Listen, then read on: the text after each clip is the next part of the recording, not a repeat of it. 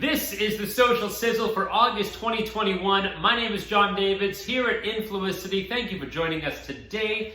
We have a lot going on in August. A lot of news out about TikTok. We're going to talk about eGaming. There's some news about Clubhouse, which has kind of been off of our radars the last little bit, but I'll make some observations about Clubhouse towards the end of this video.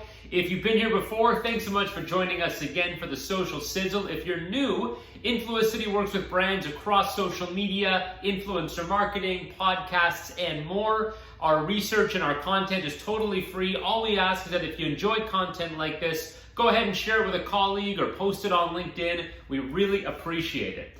Okay, Social Sizzle for August 2021. Let's do it. Okay, this announcement came out not too long ago that TikTok was going to enter a partnership with Publicis, the agency holding company, on the commerce side to integrate and to improve their commerce offering. I assume that means e-commerce. Now, TikTok also announced partnerships with WPP, IPG, so they're doing stuff with all the holdcos, which makes a lot of sense. They want to integrate with the big advertisers. But the commerce integration is actually an interesting one, and that's because one of the really hard things, one of the challenges that TikTok is facing is that short-form content, short-form video content is notoriously hard to monetize. If you're going to run advertising against video content, and that video content is like, 7 seconds long, 20 seconds long, how do you run a 15-second pre-roll or even a 10-second pre-roll before a piece of content that's barely 10 seconds? So it becomes tough to monetize, and that's why I think this announcement with Publicis is actually very smart. If you can integrate e-commerce marketing and make TikTok a power player in e-commerce marketing so that the products that are embedded in the videos themselves become shoppable, become buyable, or that there's some way to say, hey, if you watch this piece of content, maybe you're interested in buying this product and you can click here and go ahead and make that purchase, that becomes very powerful. Now, Facebook is really the power player in that space. When it comes to D2C, direct-to-consumer commerce companies, Facebook is far and wide the #1 ad platform. I think there's an opportunity for TikTok, and I think for the marketers watching today, the opportunity is to arbitrage TikTok because it's a newer platform, it's a newer advertising vehicle, just like we saw with Google and Facebook when they started. And I remember back in the early 2000s, you could buy an ad on Google, like a high-profile keyword for like 5 cents or 10 cents. Those keywords today would go for dollars, $10 or more per click.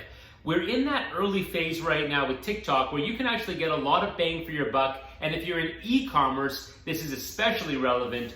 Don't miss the opportunity. Okay, let's talk Mickey D's, McDonald's. So they announced a partnership with FaZe Clan, a big e-gaming channel, and FaZe Clan has other channels as well, but they're known as gamers. They're known for their gaming content, and they reach a large gaming audience. I just thought this story was interesting because it's a long-term, they made an announcement implying that it's a long-term partnership, not a one-off campaign.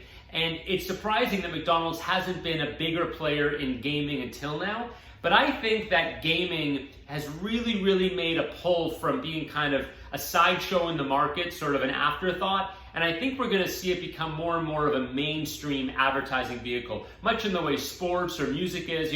Sports and music account for a lot of mainstream blue chip sponsorships. And when you look at the e-gaming world, there are regular sponsors, but they're not blue chip brands. They're not McDonald's, they're not Coca-Cola, they're not, General Motors. They're sort of, brands that have come up and are known in the gaming world. I think the opportunity for gaming is now, and I think you should be creative. Much in the way McDonald's is being creative, think about a gamer podcast or doing something with a gamer outside of their game environment.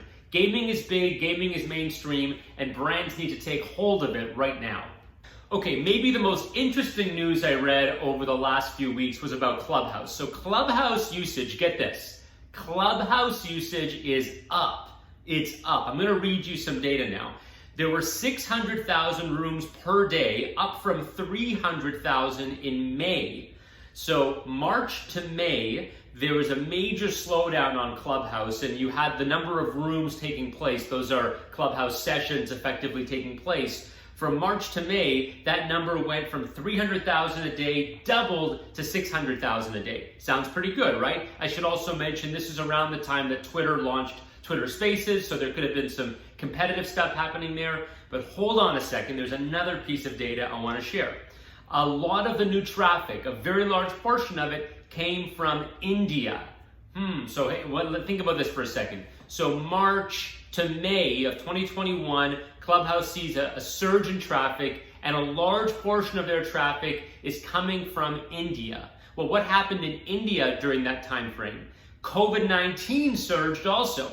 So just as we saw Clubhouse grow and become this dominant I say dominant, it was behind an invite wall, so it actually wasn't as dominant as it should have been.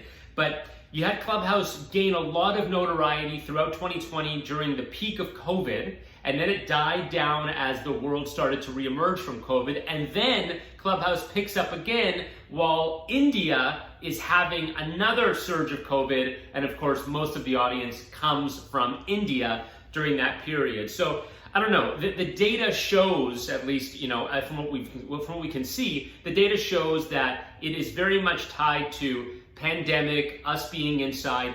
I'm still a believer in Clubhouse as a form factor. I'm a big believer in the audio form factor. I think Clubhouse should have taken the invite gate away way earlier on. They left it on for way too long, and they really limited their growth in that sense. And I also think that the use cases of Clubhouse still have to be determined. What is the best use case for sitting in a Clubhouse session, for sitting in a live audio session? There are many, many use cases. I just don't think we've figured that out quite yet. Thank you for tuning into the Social Sizzle. My name is John Davids at Influicity. Make sure to follow us at Influicity across social media, on YouTube, on Instagram, on LinkedIn. We're there. And of course, check out our newsletter, influicity.com. You can sign up. We'll see you next time.